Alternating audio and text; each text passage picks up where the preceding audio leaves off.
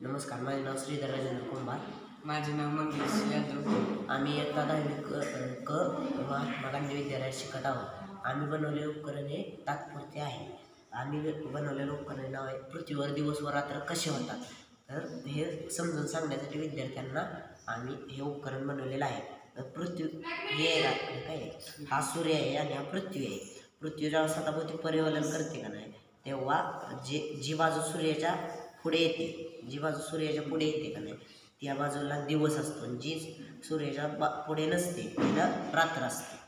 असे आमचे उपकरण आहे. हे शैक्षणिक उपकरण आहे. हां, आपण यात वापरलेले आहे 2 चेंडू वापरलेले आहेत आपण. एक मोठा चेंडू आहे तो सूर्य आहे, बारका चेंडू आहे तो पृथ्वी आहे. आणि यात आपण एक बॅटरी आणि एक मोटर असं वापर केलेला आहे. आणि मध्ये रॉड आहे त्यांचा डिस्टन्स ठेवण्यासाठी.